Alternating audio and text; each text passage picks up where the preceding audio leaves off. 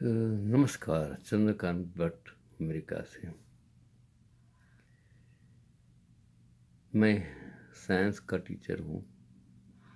Science, arts, economics, psychology और religion पढ़ा। Bachelor degree in education मतलब टीचिंग में ली, लॉ किया, बहुत कुछ पढ़ा। पढ़ते पढ़ते आज जो मैं पढ़ा उस जमाने में और आज तक पढ़ा, उसमें जेनेटिक साइंस और आगे बढ़ गया है। तो मैंने एक बहुत अच्छी बात पढ़ी कि एक हाल के अध्ययन के अनुसार निएंडरथल और मनुष्य लगभग 7,000 वर्षों तक एक दूसरे से जुड़े रहे। मैं जेनेटिक साइंस और विज्ञान की बात करता हूँ, संशोधन की बात करता हूँ, और उसमें आनुवंशिक आदान प्रदान की इस विस्तारित अवधि ने आधुनिक यूरेशियाई लोगों के जीनोम पर एक स्थायी छाप छोड़ी, जो निएंडरथल डीएनए का एक छोटा प्रतिशत भाग है। नेचर में प्रकाशित अध्ययन में निएंडरथल और होमोसेपियंस के बीच अंतर प्रदान के लिए अधिक सटीक समय रेखा प्रदान करने के लिए प्राचीन और आधुनिक मानव डीएनए का विश्लेषण किया गया। डीएनए ने पूरे विश्व को बच्चे का माँ बाप भी कौन है वो साबित करने में कायदा को जो प्रभावित किया, कायदे को मजबूत किया, वो सबसे बड़ी उपलब्धि है। और यह अंतर प्रदान जो लगभग 50,500 साल पहले शुरू हुआ और लगभग 7,000 वर्षों तक चला, उसने आधुनिक यूरेशियाई लोग के जीनोम पर एक स्थायी प्रभाव छोड़ा। अध्ययन के वर्तमान मानव जीनोम के साथ, जिन के साथ मतलब जीनोम मीन्स जिन के साथ साथ ही यूरेशिया में पाए गए 58 प्राचीन मानव अवशेषों के डीएनए की जांच की गई और इस विश्लेषण से पिछले अनुमानों को परिपक्व करते हुए निएंडरथल होमोसेपियंस इंटरब्रीडिंग के लगभग 47,000 साल पहले की औसत तारीख का पता चला कि यह किस तरह ब्रीडिंग हुआ होगा। और निष्कर्षों से यह पता चलता है कि आधुनिक मनुष्य का अफ्रीका से यूरेशियाई में प्रारंभिक प्रवासन काफ़ी हद तक 43,500 साल पहले पूरा हो गया था। मैंने जो भी पढ़ा उसमें मुझे पता चला कि सबसे पहला मनुष्य जाति की उत्पत्ति अफ्रीका में हुई होगी।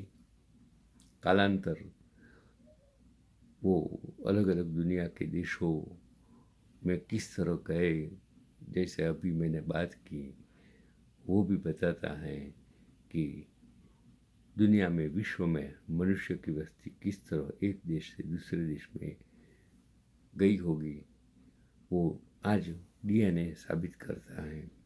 डीएनए मतलब विज्ञान की वजह से सब कुछ हमको मालूम होता है। आरएनए, डीएनए वो इंसान के लिए सबसे बड़ी मजबूत कड़ी है, जो इंसान क्या है, उसके माँ बाप क्या, उसके पूर्वज क्या है, कहाँ से आए हैं, वो सब कुछ बताता है। चलो एक और आगे की बात मैं कहता हूँ, जो मेरे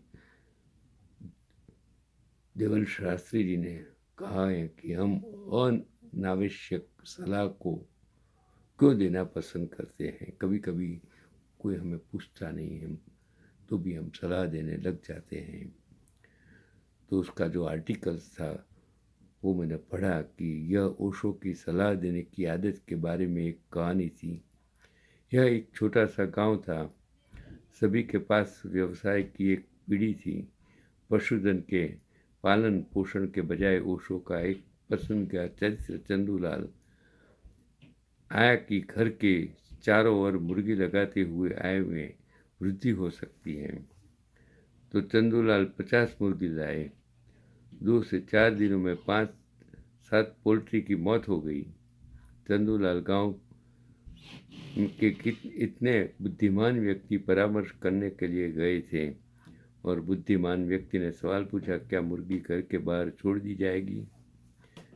चंदूलाल ने मुर्गी की रक्षा के लिए एक दीवार बनाई। 2 से 4 दिनों में एक और 8-10 पोल्ट्री की मृत्यु हो गई। चंदूलाल फिर से बुद्धिमान की सलाह लेने गए। बुद्धिमान व्यक्ति ने समझाया कि एक भी दीवार करना नहीं होगा, मुर्गी की जगह पर नीचे की ओर साफ रखने के लिए चिनाई लगा दो। चंदूलाल के ऐसा होने के बाद भी अन्य 8 मुर्गी की मृत्यु हो गई। फिर वो बुद्धिमान व्यक्ति ने छत बनाने के लिए कहा। चंदूलाल ने एक छत बनाई और पोल्ट्री फिर से मर गई। तो चंदूलाल बुद्धिमान से परामर्श करने के लिए गए और बुद्धिमान विद्वान से पूछताछ की, लेकिन चंदूलाल, हमारे पास 12 मासी सलाह का ढेर है, लेकिन आपको पोल्ट्री कैसे बचाए यह मेरे पास, यह मानव जाति का गुणवत्ता है जो किसी के विषय में ज्ञान के बिना सलाह दे सकती हैं। जो बुद्धिमान लोग गांव में थे उनकी सलाह लेने की मतलब वो जो मुर्गी का व्यवसाय नहीं जानते, कि मुर्गी के बारे में नहीं जानते हैं कि किस तरह मुर्गी को रखा जाए, किस तरह मुर्गी को बचाकर उसके अंडे का उत्पादन बढ़ाया जाए, मुर्गी की संख्या किस तरह बढ़ाए, वो ज्ञान बुद्धिमान लोगों के पास नहीं था। इसके लिए उसको बहुत सारा नुकसान हो गया। तो एक बार जब आप सोशल मीडिया पर लिखते हो या मधुमेह का इलाज करते हैं तो आप प्रजातियों की विशाल सलाह पा सकते हैं।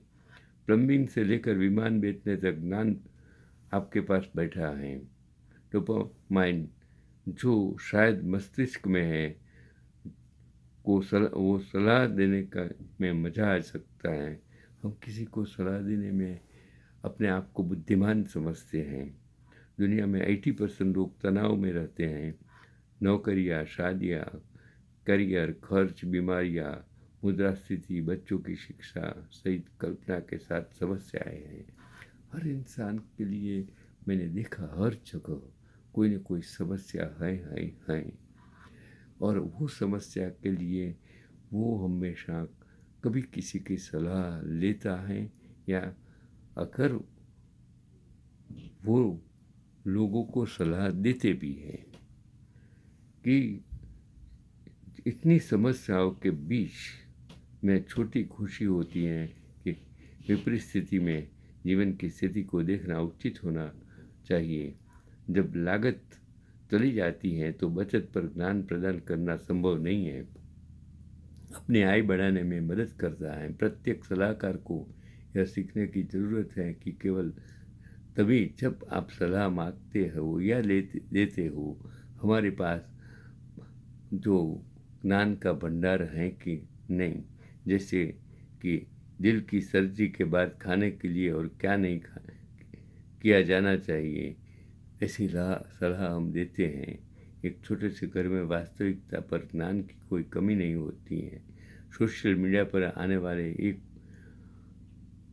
दृढ़ संदेश को पढ़कर पैसे कमाने के मंत्र भी अभी लोग जानने लग गए हैं। यह हम सभी की बात है कि बच्चों को क्या अध्ययन करना है, किस लाइन और किस देश में जाना है। अधिकांश परिवार जिनमें उनकी संतान शामिल हैं, विदेश में एक संगीत कार्यक्रम है, लेकिन उन लोगों की हानि कभी नहीं होती है जो देशभक्ति के लिए बच्चों को सलाह देते हैं। किसी को सलाह देते समय उस विषय पर ज्ञान की सीमाओं को ध्यान में रखना महत्वपूर्ण है। यदि जो व्यक्ति सलाह देता है वह भावनात्मक है तो आपको कहावत से बचना चाहिए कि मैं यह हूँ, मैं सोचूंगा। सलाह हर बार गलत नहीं है। मनोविज्ञान का मानना है कि अनावश्यक सलाह की प्रकृति अपेक्षाकृत जबरदस्त है। ये इम्प्लेंट इस सरस के भ्रम में रहते हैं कि मोदी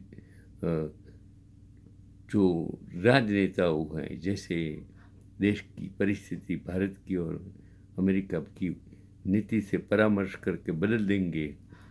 तो हमारे महाभारत में उल्लेख किया गया है कि दुर्योधन स्वर्ग के द्वार पर युधिष्ठिर का स्वागत करने के लिए मौजूद थे।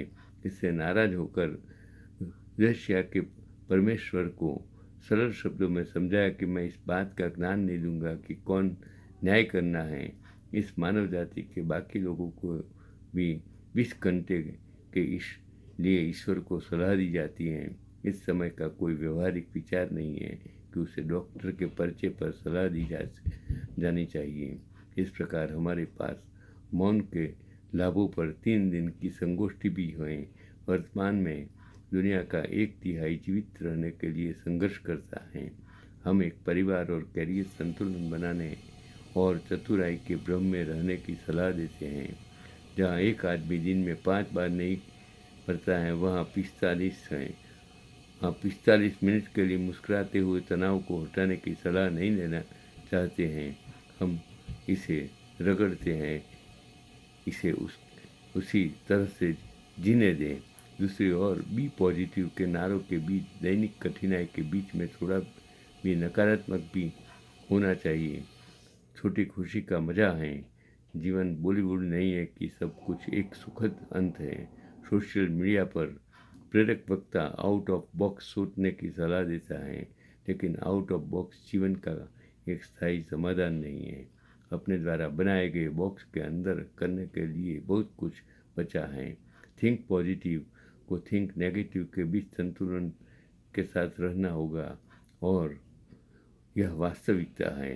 अंततः हमें जो चीज़ मिलती है वह हम दूसरों को देते हैं। उस चीज़ का नाम है सलाह। सलाह के लिए कुछ पैसा किसी को देना नहीं पड़ता है, लेकिन सलाह कभी कभी दूसरे की ज़िंदगी भी बर्बाद भी कर देता है। इसलिए सलाह देनी है तो सोच समझ कर देनी चाहिए। अगर आपके पास ज्ञान है तो आप सलाह दीजिए, और दूसरा, सामने वाले के पास भी समझने की शक्ति है और वो सलाह को मानने की शक्ति है, तो आप उनको सलाह दीजिए।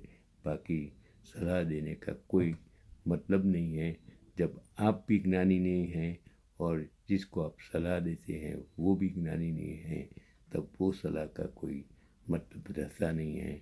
ऐसा मेरा मानना है। चंद्रकांत भी भट्ट, अमेरिका।